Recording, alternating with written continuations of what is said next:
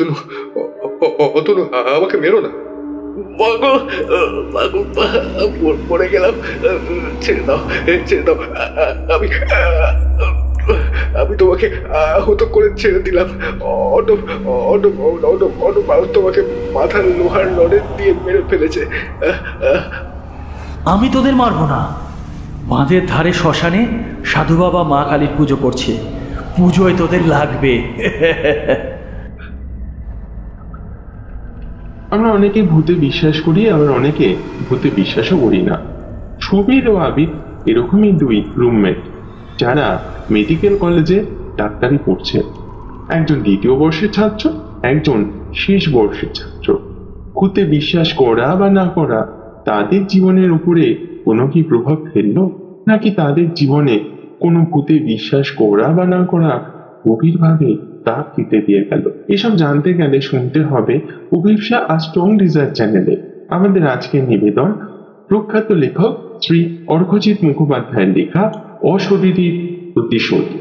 শুনতে থাকুন গল্পটা, আশা করি আপনাদের খুব ভালো লাগবে।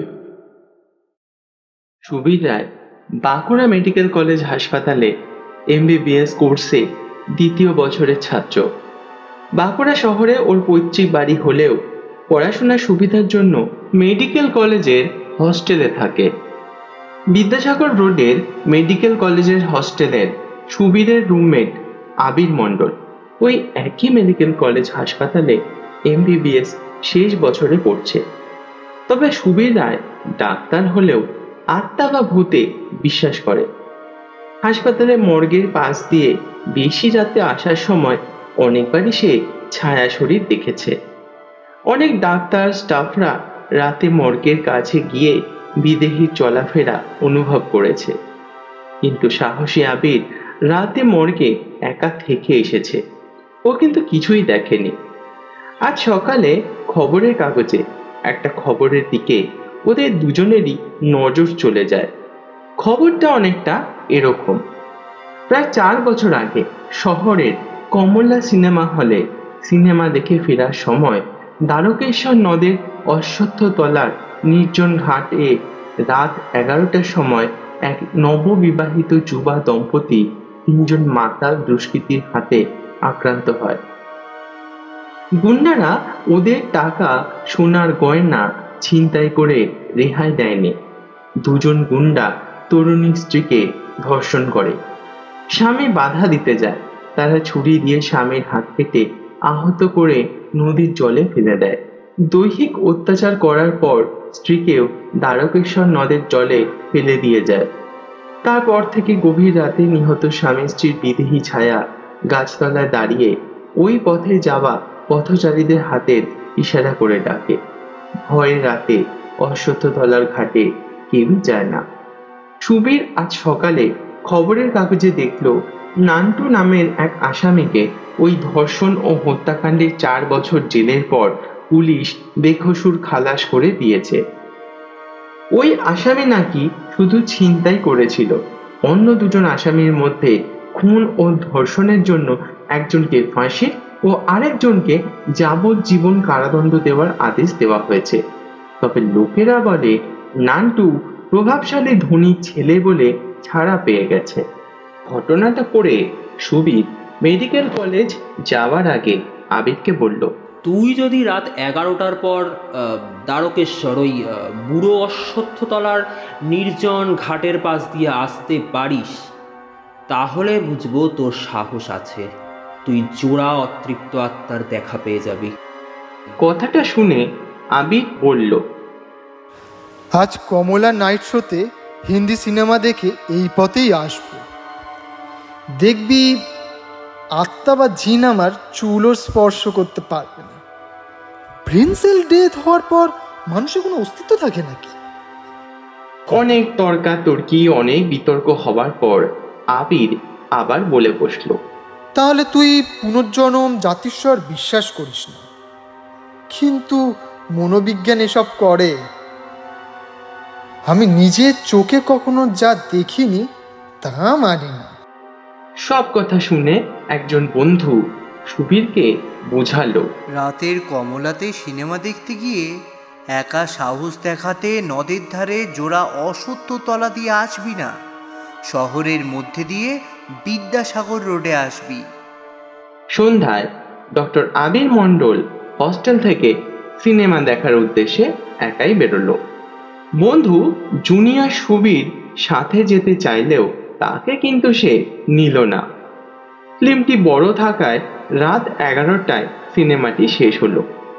দ্বারকেশ্বর তীর বরাবর মোরামের রাস্তাটা এখনো বাঁকুড়া পুরসভার মধ্যে নয়, আশেপাশে গ্রাম আছে।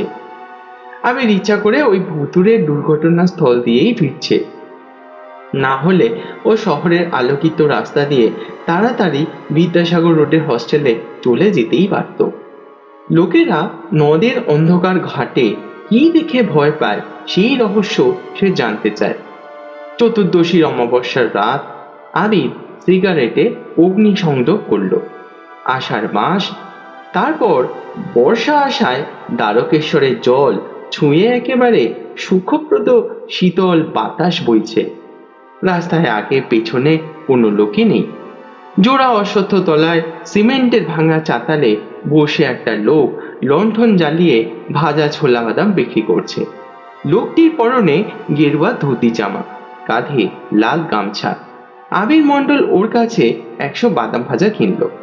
পকেট থেকে টাকা বের করে দেওয়ার সময় লোকটির বাড়ানো হাত দুটি দেখে সে একেবারে আটকে উঠল।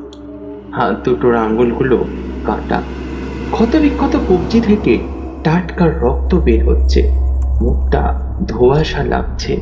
টাকার দেওয়া হলো না। আবির ভয় পেয়ে প্রাণপণে ছুটতে লাগলো। ভূতে বিশ্বাস করে না বলেই ভয়াবহ দৃশ্য দেখেও আবির পিছনে তাকালো। লণ্ঠন জ্বলছে না, বাদামওয়ালা নেই। ও উত্তেজনায় প্রায় দৌড়ে দৌড়ে পথ অতিক্রম করতে চাইল। সামনে 1 মাইল পথে কোনো স্ট্রিট লাইট নেই।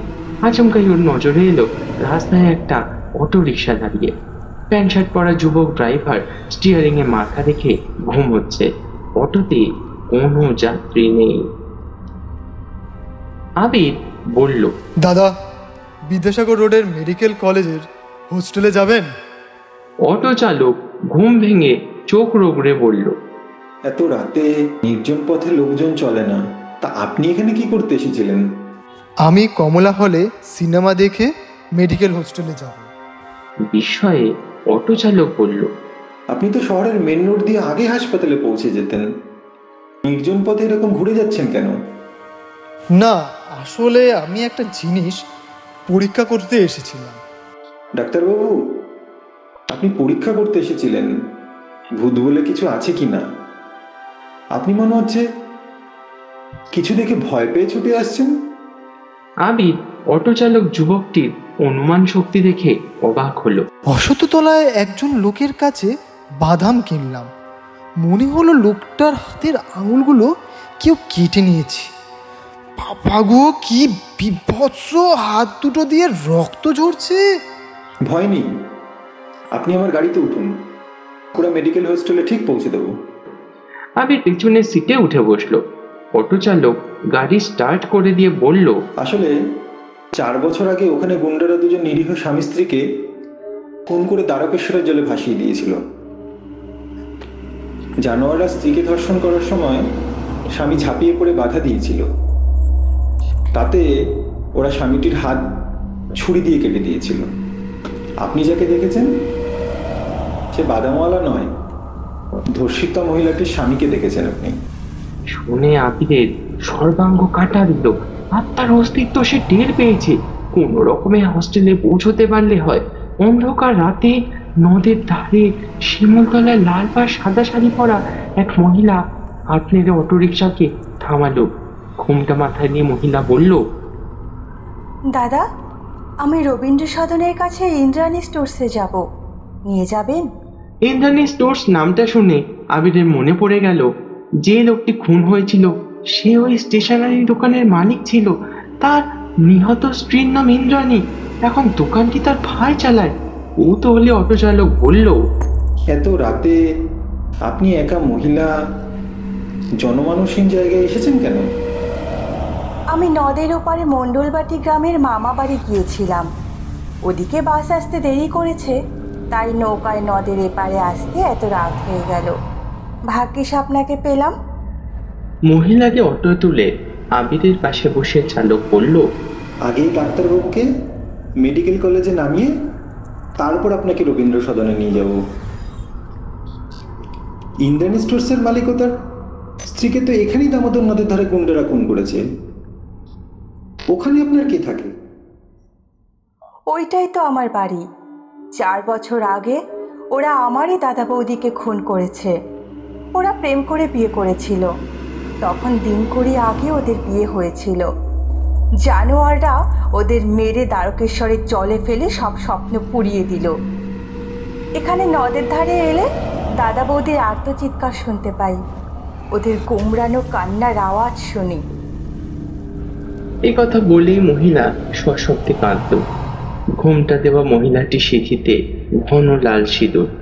আবিরের মনে হচ্ছে পাশে বসা বধূটির গায়ের রং সাদাটে ফর্সা। চালক গাড়িটা বড়ই আস্তে চালাচ্ছে। আবির মণ্ডলের দেহ মনে একটা হালকা শিহরণ বইছে। এবার অটো চালক বলে বসলো, এই ডাক্তারবাবু আত্মাবাজিনে বিশ্বাস করেন না। বুড়ো অশ্বত্থতলায় দুহাত ক্ষতবিক্ষত রক্তাক্ত লোককে দেখে ভয়ে ছুটে এসেছেন। মহিলাটি মুক্ত সাদা দন্ত বিকশিত করে বলল, ভয় পাবেন না, ওরা ভালো মানুষের কোনো ক্ষতি করে না, শুধু নিজেদের দুঃখ যন্ত্রণা প্রকাশ করতে লোককে দেখা দেয়। তবে আমার দাদা বৌদি ওই শয়তান তিনটেকে পৃথিবী থেকে সরিয়ে দিতে চায়। অটোর ভেতরের আলো আবছা লাগছে।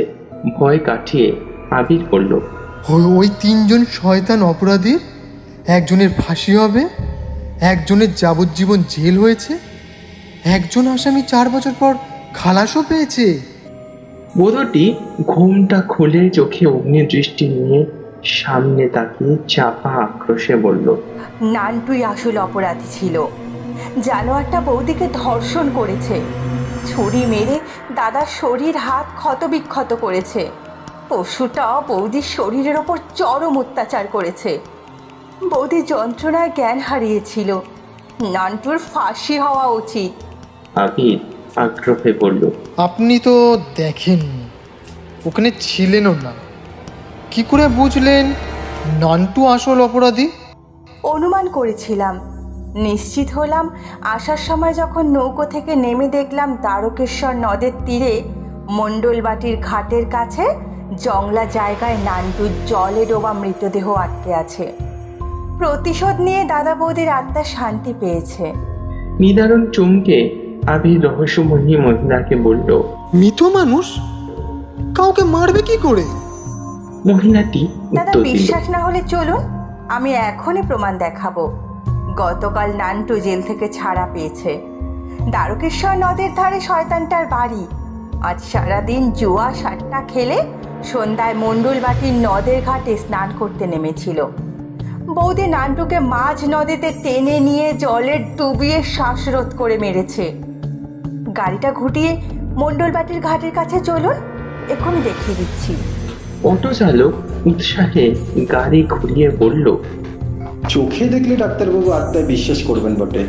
আবিরের বাধা দেওয়ার ক্ষমতা রইল না। সারা শরীরে ভয়ে শিশিরানি সে অনুভব করছে।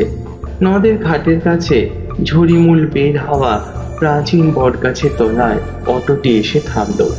চওড়া লাল পা শাড়ি পরা মহিলাকে আবির মণ্ডল ও অটো চালক বুনো গাছের ঝোপ বেরিয়ে অনুসরণ করল।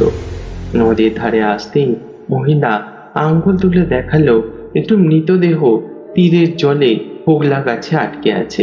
মৃত যুবকটির পরনে লুঙ্গি, কোমরে গামছা জড়ানো, একটি জলে ফোটা। এটা নান্টু সাহার মৃতদেহ। ও সাঁতার জানতো। বৌদি জানোয়ারটাকে মাঝ নদেতে নিয়ে গিয়ে ডুবিয়ে শ্বাসরোধ করে মেরেছে। কাল লোকে দেখে বলবে নান্টু জলে ডুবে মরেছে। কিন্তু দাদা, আপনি সাক্ষী রইলেন, বৌদি নান্টুকে মেরে প্রতিশোধ নিয়েছে। নিশুতি রাতের রহস্যময়ী মহিলার কথা শুনে আবিরের শরীরে যেন হিমেল বাতাস লাগলো।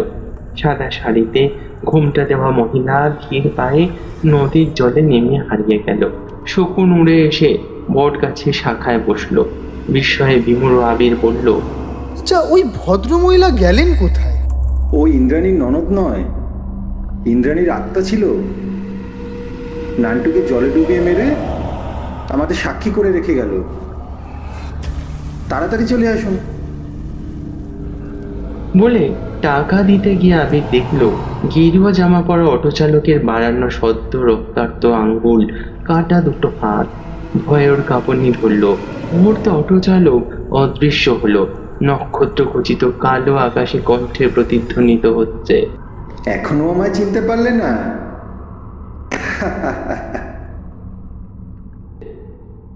আবির ভয়ে অজ্ঞান হয়ে পড়ে গেল। জ্ঞান এলে ডক্টর আবির মণ্ডল দেখলো হস্টেলের ঘরে জুনিয়র ডাক্তার বন্ধুরা ওর বিছানা ঘিরে বসে আছে। তাদেরই মধ্যে একজন বন্ধু বলল, ভূতের ভয়ে তুমি হোস্টেলের গেটে অজ্ঞান হয়ে পড়েছিলে, এবার ভূতে বিশ্বাস হয়েছে তো?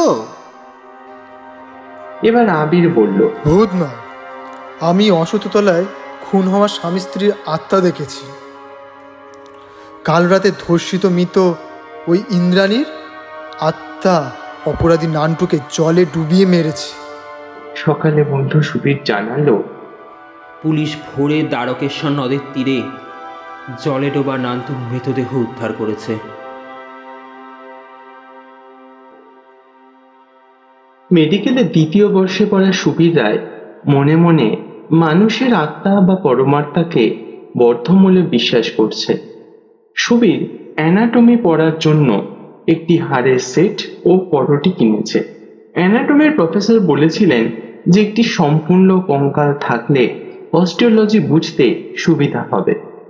সুবীরের বাবা সরকারি কেরানি হলেও ও বাবা মায়ের একমাত্র সন্তান, তাই 1000 টাকা খরচ করে অনেক কাঠখড় পুড়িয়ে সুইপারের সাহায্য নিয়ে সে একটি আস্ত কঙ্কাল কিনে এনেছে। স্কেলিটনটি ওষুধ দিয়ে সংরক্ষণ করে ওর পড়ার ঘরের দেওয়ালে ঝুলিয়ে রেখেছে। কঙ্কালটির করটি থেকে কোমর পর্যন্ত হাড় পাঁজরা আঙ্গুলের অস্থি একেবারে অক্ষতই আছে। পায়ের হাড়, ফিমার ও টিবিয়া তার দিয়ে সে বেঁধে রেখেছে। মেথর কোনো শ্মশান বা কবরস্থান থেকে বেবারিশ কঙ্কাল তুলে এনেছে। পড়াশোনার জন্য বোনসের দুর্লভ হওয়াতে অনেকে ফাইবারের সেটও কিনেছে। সুবীর পড়ার ঘর বা শোবার ঘরে রাত 12টা অবধি পড়াশোনা করে, তারপর শুয়ে পড়ে। অ্যানাটমির বইয়ের সাথে মিলিয়ে মিলিয়ে দেখার সময় সে লক্ষ্য করল কঙ্কালের পরটিতে ফাটা একটি দাগ। আঘাত পেয়ে মাথা ফেটে লোকটির মৃত্যু হয়েছে। মাড়ির কয়েকটা দাগ অক্ষত। মুখের সামনে গজদাঁত ছিল, দাঁতের উপরে দাঁত আছে। ক্লান্ত সুবীর ঘুমিয়ে পড়েছে। আজকে বৈশাখ মাসে রাত 1টার সময় ঝড় বৃষ্টির আওয়াজে ঘুম ভাঙল। ও দেখছে দেওয়ালের কঙ্কালটা যেন হাওয়ায় নড়ছে, যেন গজদাঁত বের করে ওর দিকে চেয়ে চেয়ে হাসছে। কি জানে লোকটা কি ছিল, কিভাবে মারা গেছে সেটাও সে জানে না। ও বাল্যকালে ভূতের ভয় পেত, বড় হয়ে সেটা একেবারেই কমে গেছে। শুয়ে এক দৃষ্টিতে তাকিয়ে মনে হচ্ছে কঙ্কালটি ডান হাত তুলে করটি নাড়িয়ে তাকে ডাকছে।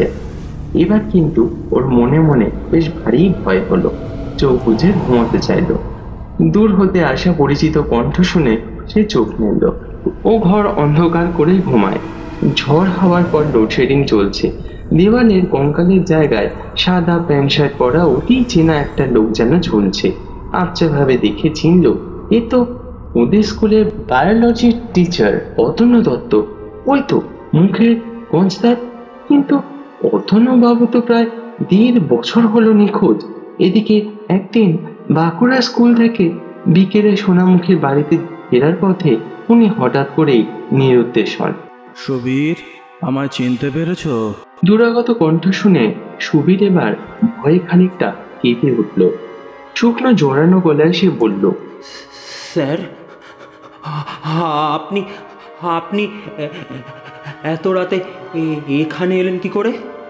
তুমি তো আমায় এনেছো। আপনি তো নিরুদ্দেশ হয়ে গিয়েছিলেন। সবাই তাই জানে। আমার জ্যাঠতুতো দাদা আর তার বন্ধু রাতে আমায় খুন করে দামোদরের চরে পুঁতে দিয়েছিল।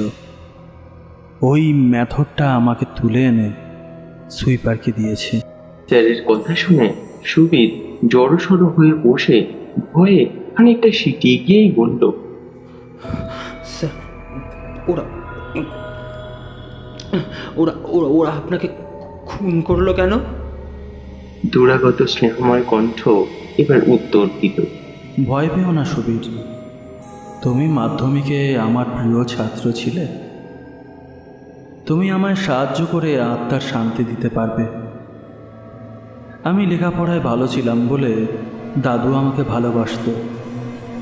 মুকুটমণিপুরে দাদুর একটা বড় টুরিস্ট লজ আছে। বৃদ্ধ দাদু মারা যাবার আগে রিসর্টটা আমার নামে উইল করে দেন। উইলে লেখেন আমার অবর্তমানে আর এক নাতি আমার জ্যাঠতুতো দাদা পুলক দত্ত ওই লজের মালিক হবে। সেটাই আমার কাজ হলো। একদিন স্কুল থেকে ফেরার পথে দামোদরের পাড়ে পুলকের বন্ধু আমার মাথায় লোহার রড মেরেছিল। পুলকটা আমাকে গলা টিপে মেরে শ্মশানের নদীর চরে পুঁতে দিয়ে মুকুটমণিপুরের লজের মালিক হয়েছে। উইল এখন আমার স্ত্রীর কাছে বাক্সবন্দি হয়ে আছে। ভয় কাটানোর চেষ্টা করে সুবীর কোনো রকমে বলল, স্যার, আপনার কঙ্কাল থানায় জমা দিয়ে পুলিশকে বলবো সোনামুখীর পুলক দত্ত আপনাকে খুন করতে চেষ্টা করেছে।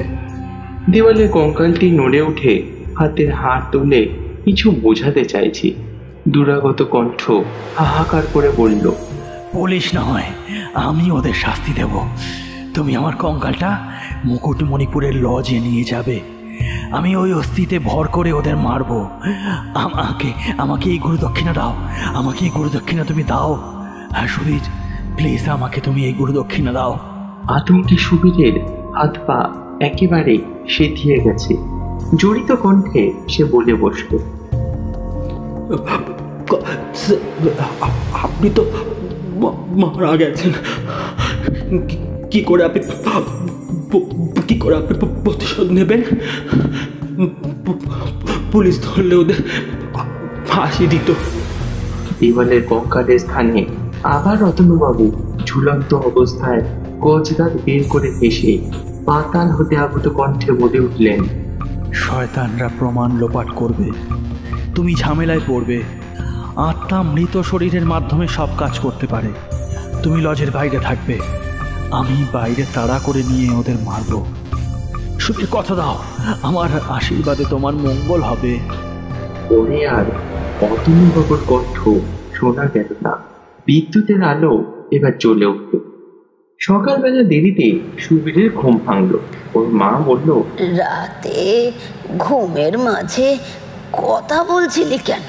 সুবীর রাতের ঘটনাটা মাকে জানিয়ে বলল, ওই কঙ্কালটি আমাদের খুন হওয়া বায়োলজি স্যার অতনুবাবুর জ্যাঠতুতো দাদা স্যারকে খুন করে মাটিতে পুঁতে রেখেছিল। শুনে ভয়ে দুশ্চিন্তা তার মা বলল, অতৃপ্ত আত্মা ভর করেছে, খুনের কেস, থানা পুলিশ, কত ঝামেলা হবে। এখনই কঙ্কাল বাইরে ফেলে দিয়ে আয় বাবা। সুবীর এবার বাধা দিয়ে বলল, না মা, স্যার আমাকে দিয়ে শপথ করিয়েছেন ওর কঙ্কাল মুকুটমণিপুরের লজে নিয়ে যেতে হবে। সুবীর মেডিকেল কলেজে ক্লাস করে এসে সন্ধ্যায় বন্ধুর বাড়িতে গেছে। কঙ্কালটি নিয়ে ওর মা সারাদিন চিন্তা করে রাতে সিদ্ধান্ত নিল কঙ্কালটিকে বাইরে ফিরে দেবে। ছেলেটা ভূতের হাত থেকে বাঁচবে। সে কঙ্কালটি বড় চটির ব্যাগে ভরে রাস্তায় বেরোলো। কৃষ্ণপক্ষের দ্বাদশীর রাত। শহরের প্রান্তে নদীর তীরে নির্জন স্থানে এসে কঙ্কালটি বের করতে গেলেন। পরটিটা টেনে ওঠাতেই কঙ্কালটি হাতের পরশটি দিয়ে সুবীরের মায়ের হাতের বটি শক্ত করে চেপে ধরল। ওরে বাবা গো! এই কথা বলে সে ভয়ে কাঁপছে। কঙ্কালটিকে ফেলে পালাতে চাইলেও সে পা নড়াতে পারছে না। রেখায় পেতে পরটিটা থলেতে রাখলো। কঙ্কালও তার হাত ছেড়ে দিল। সেই কঙ্কাল নিয়ে ঘরে ফিরে আসতেই অসন্তুষ্ট হয়ে সুবীর বলল, মা, তুমি কেন কঙ্কালটা ফেলতে গিয়েছিলে? স্যার আমাকে কত ভালোবাসতেন, তার জন্য আমি এইটুকু করতে পারবো না? এই সামান্য উপকারটুকু যদি না করতে পারি তাহলে খুব অমঙ্গল হবে। ওর মা এবার আতঙ্কে পড়ল। ভুল করেছিলাম, তোর মাস্টার মশাইয়ের কঙ্কাল তোর কাছে রাখ, ও যা চাই তাই কর বাবা। সুবীর কঙ্কালটি তার পড়ার ঘরের দেওয়ালের বজারে ঝুলিয়ে দিল। টানাটানিতে দুই পায়ের হাড়, হিমার, ইলিয়ার সংযোগ সবটাই খুলে গেছে। ও তার দিয়ে আবার বেঁধে রাখলো। ও মাঝরাতে ঘুম থেকে উঠে দেখলো দেওয়ালে কঙ্কালটি নেই। জানলার বাইরে অতুলবাবুর মুখ দেখা যাচ্ছে। সুবীর ধরফর করে বিছানা ছেড়ে উঠে পাতার বেদি কণ্ঠ শুনল। সুবীর, আগামীকাল রবিবার ছুটির দিনে তুমি আমার কঙ্কালটা মুকুটমণিপুরের কংসাবতী বাঁধের বিপরীতে পাহাড়ে দত্ত ট্যুরিস্ট লজে নিয়ে যাবে। লজের একটা ঘর ভাড়া নিয়ে এক রাত থাকলেই হবে। এর মধ্যে আমি পুলক আর অর্ণবকে শেষ করব। পুলক দাদুর আমলের ম্যানেজারকে সরিয়ে খুনি বন্ধু অর্ণবকে লজের ম্যানেজার করেছে। বড় চিন্তায় সুবীর বলল, স্যার কঙ্কালটা ম্যাডামকে মানে আপনার স্ত্রীর কাছে নিয়ে যাব? কখনো না। আমি খুন হয়েছি জানলে আমার স্ত্রী আর ওই ছোট্ট মেয়েটা শোকে কান্নাকাটি করবে। ওরা থানায় পুলিশের কাছে যাবে, আমার অস্থি পুড়িয়ে দেবে। আমাকে বড় কষ্টে এ লোক ছেড়ে চলে যেতে হবে। পরলোকে অদৃষ্ট আমাকে এখানে এনেছে। আমি প্রতিশোধ নেওয়ার পর স্বপ্নে ঘুমন্ত স্ত্রীকে দেখা দেব। উদ্বেগে মৃত্যু স্যারের নির্দেশ পেয়ে মরিয়া সুবীর বলে বসল, স্যার আমি কাল 10টার বাসেই মুকুটমণিপুর রওনা হব।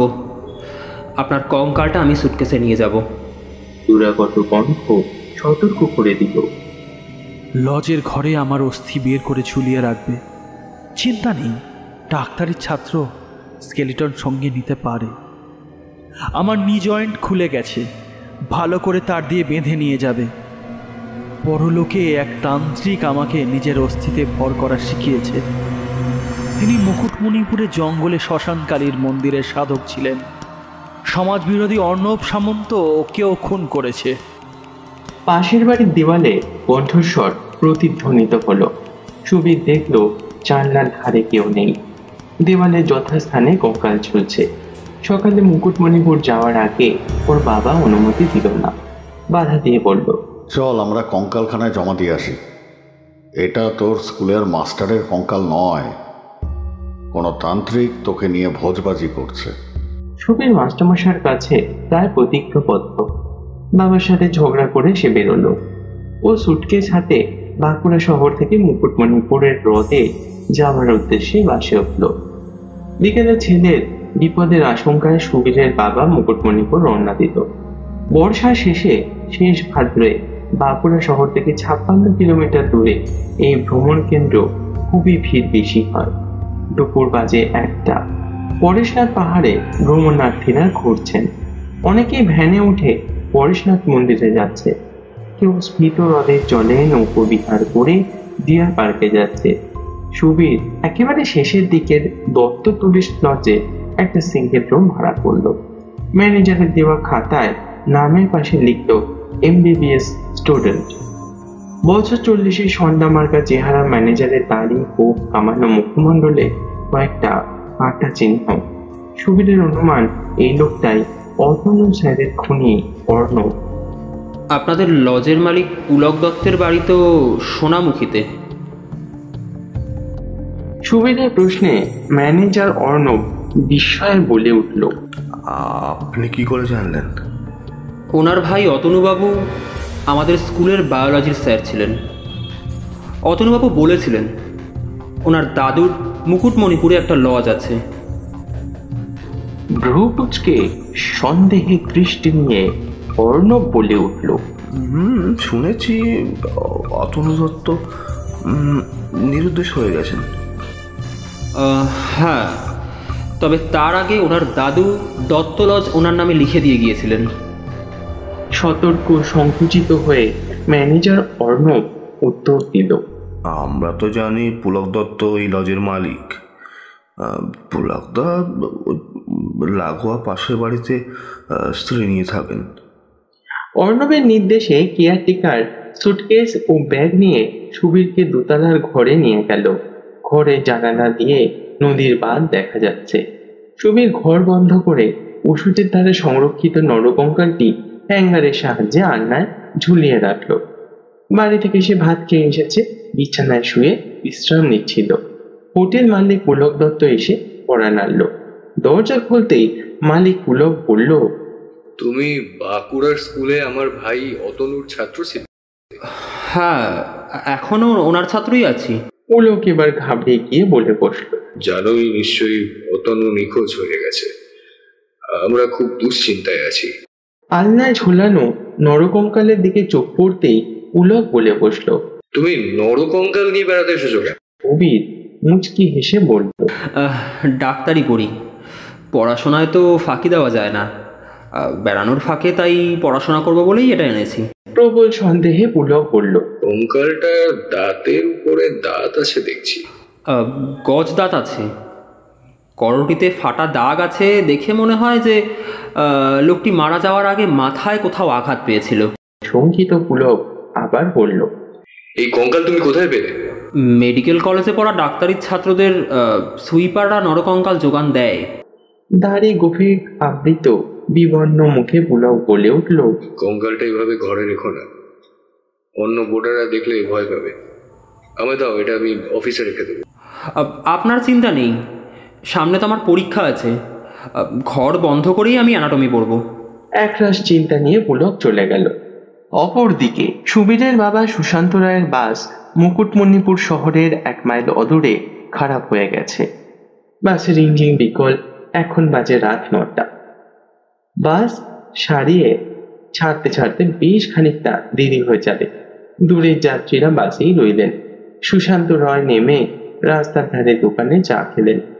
দুপাশে কেবল শাল আর পিয়ালের জঙ্গল, কোথাও বিদ্যুতের আলো পর্যন্ত নেই। সুশান্তের কাছে একটা টর্চ আছে। এখান থেকে হেঁটে মুকুটমণিপুরের দত্ত ট্যুরিস্ট লজে যেতে কত সময় লাগবে? সুশান্তর প্রশ্নে চায়ের দোকানের মালিক বলে উঠল, বাসের রাস্তা দিয়ে গেলে বেশি সময় লাগবে। আপনি যদি মাঠের শালবনের ভেতরের পথটা দিয়ে যান তাহলে আধ ঘন্টার মধ্যে পৌঁছে যাবেন দত্ত লজে। দোকানের কর্মচারী যুবকটি চায়ের গ্লাস ধুচ্ছিল, সে নিষেধ করল। শ্মশানকালীর মন্দিরে এক সাধু থাকতো। ওর ধনী শিষ্য 2 লক্ষ টাকার সোনার গহনা প্রতিমার জন্য দিয়েছিল। 2 বছর আগে এক রাতে ডাকাত এসে সাধু বাবাকে গলা কেটে খুন করে গহনা নিয়ে পালিয়েছে। পুলিশ এখনো খুনিকে ধরতে পারেনি। রাতে শ্মশানকালীর মন্দিরে পাশ দিয়ে গেলে খাঁড়া হাতে সেই তান্ত্রিক সাধুকে জঙ্গলে দাঁড়িয়ে থাকতে দেখা যায়। তাই ভয়ে ওই পথে কেউ যায় না। সাহসী সুশান্ত জঙ্গলের পথ বেছে নিল। তাড়াতাড়ি পৌঁছে ছেলেকে ভূতের হাত থেকে রক্ষা করতে হবে। ত্রয়োদশী রাতে বন পথ অন্ধকারে ঢাকা। সেই টর্চের আলোয় আঁকা বাঁকা সরু পথ দিয়ে যাচ্ছে। কাছেই কংসাবতী নদীর ধারে একটি শ্মশান, অনতি দূরে আলোকিত মুকুটমণিপুর শহর। হাওয়া গাছের পাতা নড়া আর একটানা ঝিঝি পোকার শব্দ। একটা কালো কুকুর ওর পেছন পেছন আসছে। ভগ্ন প্রায় নির্জন মন্দিরের কাছে আসতেই দেখলো পিছনে কুকুরটি আর নেই। টর্চের আলোয় লক্ষ্য করলো মন্দিরের চাতালে বেলগাছ তলায় একটি জটাধারী লাল শালু পরা এক সাধু জ্বলন্ত চোখে তাকে দেখছে, তার হাতে ত্রিশূল। তোকে আমি ছেলের কাছে যেতে দেব না, ফিরে যা। অতনুর কঙ্কাল থানায় জমা দিতে পারবি না। আজ রাত দ্বীপ্রহরে শয়তান খুনিটাকে কালী মন্দিরে আনবে, আমি বলি দেব। হুঙ্কারের সঙ্গে সাধুর অট্টহাসি শুনে সুশান্ত এবার ভয়ে থমকে দাঁড়ালো। এই কি সেই সাধু? ও অন্তর্যামী নাকি? সেটা তো সে বুঝতে পারছে না। তার পা অবশ হয়ে আসছে। হঠাৎ দেখে সাধু অদৃশ্য। সুশান্ত পরিমণি করে পালাতে গেল। মন্দিরের পিছনে শেওড়া গাছের তলায় উদ্ধত খাড়া হাতে পথ আটকে সাধু হুঙ্কার দিল, তুই যদি ফিরে না যাস, কাজে বাধা দিস, আগে তোকেই মন। সুশান্ত ভয়ে কুঁকড়ে গিয়ে মাটিতে বসে পড়েছে। একটি নরকঙ্কাল সাধুর সামনে এসে হাত জোর করে বলল, বাবা বাবা, ওকে মারবেন না। আমাদের প্রতিশোধ নেওয়ার পথে ও বাধা দেবে না। ও ছেলেকে দেখতে যাচ্ছে। ওকে ছেড়ে দিচ্ছি। আমি মায়ের পুজোর আয়োজন করছি। অতনু, তুমি রাত 2টোর মধ্যে খুনি অর্ণবকে বলি দেওয়ার জন্য নিয়ে আসবে। এই বলে সাধু অদৃশ্য হলেন। শঙ্কিত সুশান্ত ভেবে বসল, এটা কি স্বপ্ন ছিল? দাঁড়ানো কঙ্কালটির মুখে বজ্রদাঁত দেখে বুঝল এটি তার ছেলের আনা অতনুবাবুর কঙ্কাল। হারানো সাহস সঞ্চয় করে সে বলে উঠল, মাস্টার মশাই, আপনি আপনি আমার জীবন বাঁচালেন। আপনার ছেলে সুবীরকে আমি স্নেহ করি। আমি আজ রাতে দত্ত লজের মালিক খুনি পুলক আর অর্ণবকে মেরে প্রতিশোধ নেব। লজের উইল আমার নামে। আমার স্ত্রী হবে লজের মালিক। আমি স্ত্রীকে নির্দেশ দিয়ে যাব সুবীরের ডাক্তারি পড়ার খরচা চালাতে। আপনার ছেলে ভালো আছে। কঙ্কালের মুখে পাতাল বেদি কণ্ঠ শুনে সুশান্ত নমস্কার করে হাঁটা দিল। রাত 10টার আগেই দত্ত টুরিস্ট লজে ছেলে রুমে এলো। বাবাকে দেখে সুবীর বলে উঠল, বাবা, তুমি আবার এত রাতে এখানে কেন? আমি বলেছিলাম তো, স্যারের কাজ হয়ে গেলে কাল সকালেই বাড়ি চলে যাব। সুশান্ত এবার ডাবল বেডের বিছানায় বসে জগের জল নিয়ে বলল যে তিনি না এলে গায়ে কাটা দেওয়া সাংঘাতিক দৃশ্য কোনোদিনই দেখতে পেতেন না।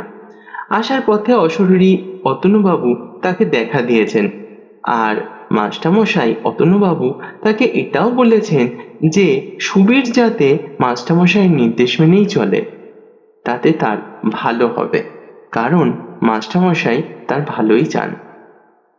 সুশান্ত রায় দেখে সেই কঙ্কালটি দিব্যি আলনার হ্যাঙ্গারে ঝুলছে। সে ছেলেকে নিয়ে লজ সংলগ্ন হোটেলে গিয়ে রাতের আহার করে এলো। রাত 10:30টার পরে লজের মালিক পুলক দত্ত সুবীরের ঘরে ঢুকে ভাড়ার টাকাটা নিল। সে নরকঙ্কালটি নিয়ে অফিসে রাখতে চাইছে। সুবীর কিন্তু কিছুতেই নরকঙ্কালটি দিতে রাজি হলো না। লোকে লজে কঙ্কাল দেখলে দুর্নাম হবে। এই বলে পুলক অতন্য দত্তের ঝোলানো কঙ্কাল চটের থলেতে ভরতে লাগলো। সুবীরও ওর বাবা পুলকের হাত ধরে প্রবল বাধা দিতে গেল। সুবীর, আমার কঙ্কালটা ওকে নিয়ে যেতে দাও। ও নিজের কবর নিজেই খুঁড়ছে। পাতাল বেদি গম্ভীর কণ্ঠ কানে আসতেই সুবীর আর তাকে আটকালো না। পুলক কঙ্কাল নিয়ে ওর বাড়ির ড্রয়িং রুমের দেওয়ালে ঝুলিয়ে রাখলো। করটির ফাটা দাগ দেখে তার মনে সন্দেহ দানা বেঁধেছে। তার স্ত্রী এবার ভয়ে বলে উঠল, ও মাগো, রাতে ঘরে নরকঙ্কাল আনলে কেন?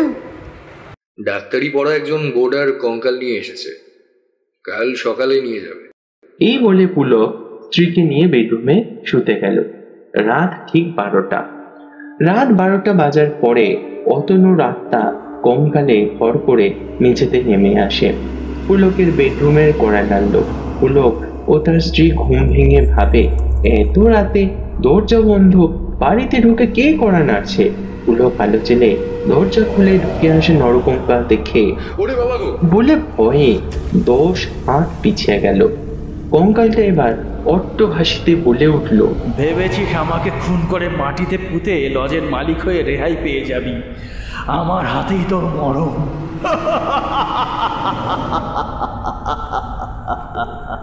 কঙ্কাল এগিয়ে আসছে দেখে ভয়ে মেঝেতে বসে পুলক বলল, আমাকে মেরো না। কঙ্কাল 2 হাতে করস্থি দিয়ে পুলকের গলা টিপে ধরে উঠিয়ে তাকে দাঁড় করালো। পড়ে গেলাম, ছেড়ে দাও, ছেড়ে দাও। আমি তোমাকে আহত করে ছেড়ে দিলাম। তোমাকে মাথার লোহার রডের দিয়ে মেরে ফেলেছে। পুলক শ্বাসকষ্টে ছটফট করছে। তার স্ত্রী পালঙ্কের আড়ালে দাঁড়িয়ে কাঁপছে। কঙ্কাল পুলকের গলা ছেড়ে দিয়ে বলল, তুই যদি বাধ্য ভাইয়ের মতো আমার কথা শুনে চলিস, তোকে মারবো না। পুলক এবার খানিকটা হাঁপাতে হাঁপাতে বলল, অতনু তুমি যা বলবে আমি আমি তাই করবো। কঙ্কালটি পুলকের স্ত্রীর দিকে তাকাতে সে হাত জোর করে জোরানো কণ্ঠে বলে উঠল, ভাই অতনু, ও যে তোমায় খুন করেছে আমি জানতাম না। আমাকে ছেড়ে দাও, তুমি তুমি তুমি চলে যাও। কঙ্কাল তাকে খোলা দরজা দেখিয়ে দিতেই সে ছুটে পালিয়ে অন্য ঘরে ঢুকলো। পুলক পালাচ্ছিল। কঙ্কাল ওর ঘাড় ধরে নিয়ে টেনে বলল, তুই আমাকে তোর ম্যানেজারের ঘরে নিয়ে চল। পুলক বেরিয়ে এসে দত্ত লজে ঢুকলো।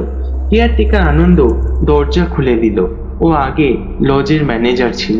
বিস্মিত আনন্দ বলে উঠল, স্যার এত রাতে লজে এলেন?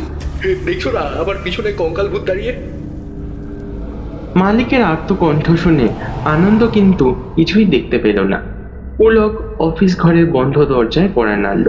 ভেতরে ঘুমিয়ে থাকা অর্ণব দরজা খুলে চলমান নরকঙ্কাল দেখে ভয়ে আলমারি পেছনে গিয়ে লুকিয়ে পড়ল। কঙ্কাল তাকে হাত ধরে টেনে আনলো।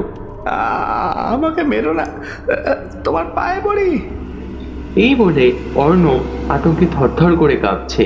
কঙ্কালটি নিজের করটিতে হাত দিয়ে অট্টহাস্যে বলে উঠল, আমার মাথাটায় কে লড়ের বাড়ি মেরেছিল বল? বিশ্বাস করুন স্যার, আমি মারতে চাইনি। আপনার মাথায় লোহা রড দিয়ে মৃত্যু হয়েছে, কিন্তু আমি সেটা ভাবিনি। পুলক তো আমাকে মারতে বলেছিল, ওই আপনাকে খুন করেছে। পুলক মাথা নিচু করে প্রাণ ভিক্ষা চাইছে। কঙ্কালটি দুজনে ঘাট ধরে পড়ল। আমি তোদের মারবো না। বাঁধের ধারে শ্মশানে সাধু বাবা মা কালীর পুজো করছে, পুজোয় তোদের লাগবে। নিদারুণ চমকে অর্ণব এবার বলে উঠল, শ্মশানকালীর মন্ত্রে সাধু তো মারা গেছেন। না রে, তোর জন্য সোনার ফুলের মালা নিয়ে অপেক্ষা করছে, তাড়াতাড়ি চল। কঙ্কালের হুঙ্কার শুনে ওরা লজ থেকে বেরিয়ে নিশুতি রাতে নির্জন রাস্তায় ছুটতে লাগলো। অতনু ছায়া শরীর ওদের তাড়িয়ে নিয়ে যাচ্ছে। হ্রদের তীরে দাঁড়বাহী নৌকোগুলো নোঙর করে মাঝিরা ঘরে ঘুমোতে গেছে।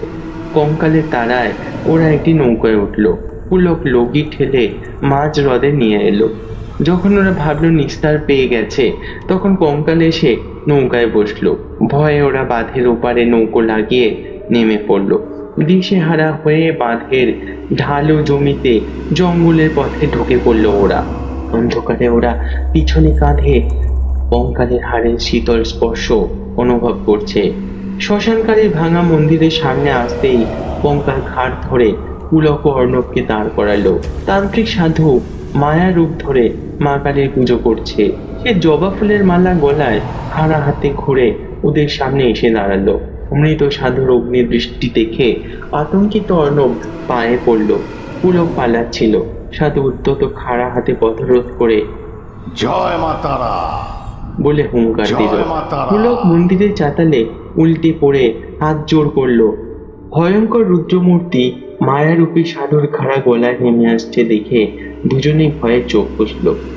শেষ রাতে অতনু স্যার স্বপ্নে সুবীরকে বলল, আমি খুনি দুটোকে শাস্তি দিয়েছি, আমার স্ত্রীকে স্বপ্নে সব কথা জানিয়েছি।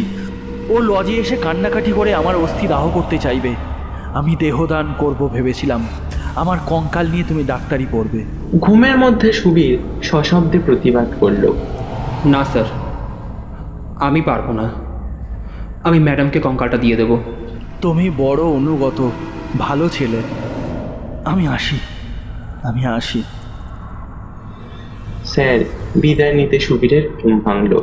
সকালে জঙ্গলে ভাঙা পোড়ো মন্দিরের দুয়ারে পুলক ও অর্ণবকে মরে পড়ে থাকতে দেখে লোকে পুলিশকে খবর দিল।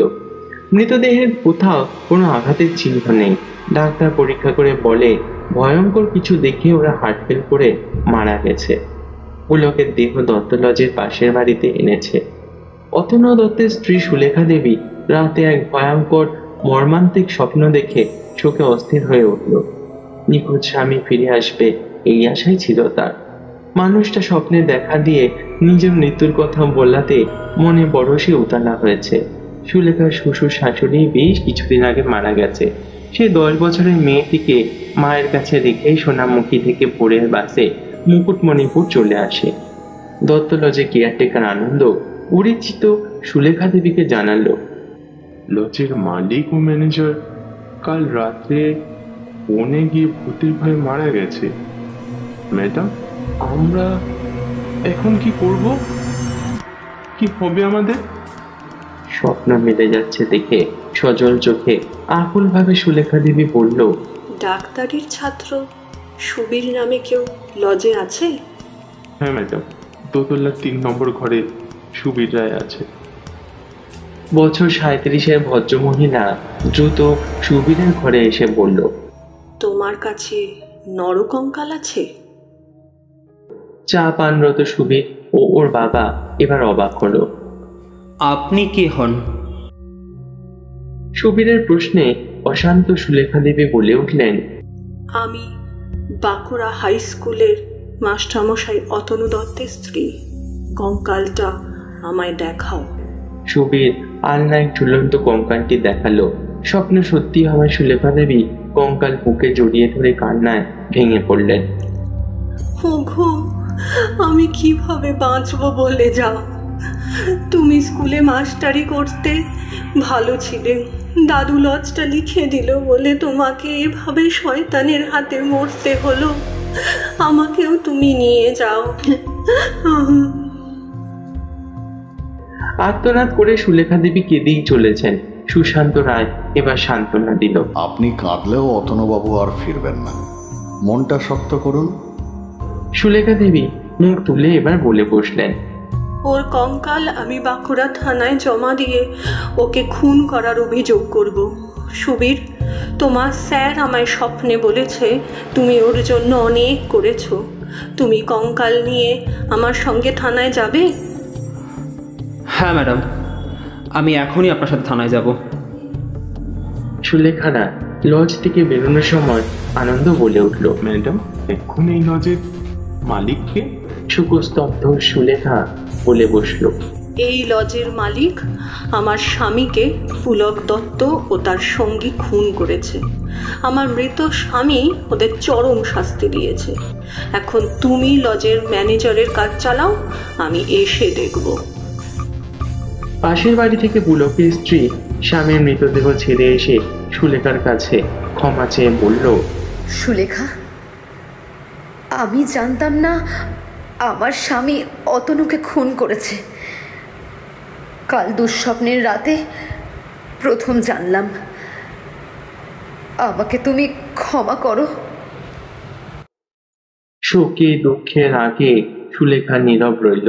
সুশান্ত রায় ও সুবীরকে নিয়ে সুলেখা দেবী বাঁকুড়া সদর থানায় এসে নরকঙ্কালটি জমা দিয়ে অভিযোগ করল। আজ থেকে 1.5 বছর আগে এক রাতে সোনামুখীর বাড়িতে ফেরার পথে আমার স্কুল শিক্ষক স্বামী খুন হয়েছে। ওর জ্যাঠতুতো দাদা পুলক রায় ও একজন ভাড়াটে খুনি ওকে মেরে দামোদরের চরে পুঁতে দিয়েছিল। বিস্মিত পুলিশ অফিসার বলে উঠলেন, আপনারা জানলেন কি করে? কঙ্কাল উঠিয়ে আনলেন কিভাবে? সুলেখা দেবী বলতে চাইলেন যে সুবীর ডাক্তারি পড়ে, ওই সেই নরকঙ্কালটি পেয়েছে। কিন্তু সুলেখা দেবী সব কথাকে শেষ করতে না দিয়ে সুবীর বলে বসলো, আমি বাঁকুড়া মেডিকেল কলেজ হাসপাতালে ডাক্তারি পড়ছি। একজন সুইপারের কাছ থেকেই আমি কঙ্কালটা কিনেছি। ম্যাথর কোথা থেকে জোগাড় করেছে তা আমি জানি না। আপনি কি করে জানলেন আপনার স্বামীকে ওরা খুন করেছে? পুলিশ অফিসারের প্রশ্নে সুলেখা বলে উঠলেন, আমার স্বামী অতনু দত্তকে ওর দাদু মুকুট মণিপুরের দত্ত লজটি উইল করে দিয়েছেন। পুলক লজের মালিক হওয়ার জন্য ওকে খুন করেছে। আমরা কেসটা তদন্ত করে দেখছি, প্রমাণ পেলে খুনিদের গ্রেপ্তার করব। কঙ্কালটির ফরেন্সিক পরীক্ষা করতে 2 সপ্তাহ লাগবে। অতনু দত্তের নরকঙ্কালটির ডিএনএ পরীক্ষা করতে হবে। ওনার ছেলে বা মেয়ে থাকলে নিয়ে আসবেন। আমি আগামীকাল ওর মেয়েকে নিয়ে আসব।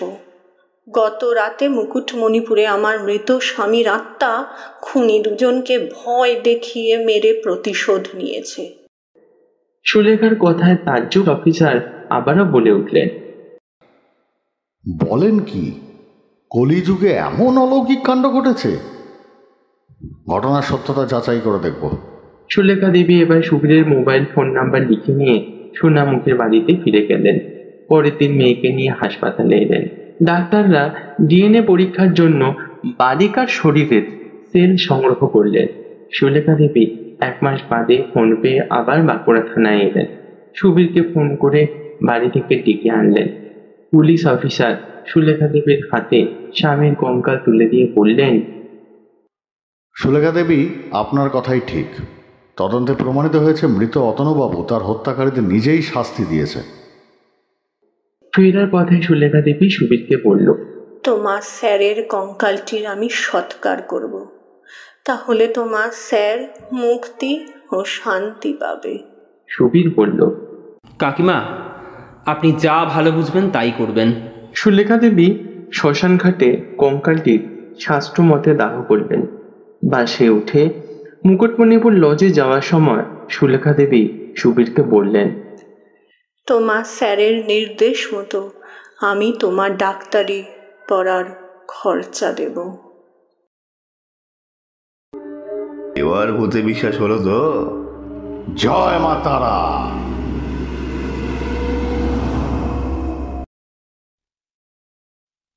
কেমন লাগলো আমাদের আজকের গল্প? ভালো লেগে থাকলে লাইক, কমেন্ট এবং সাবস্ক্রাইব করুন।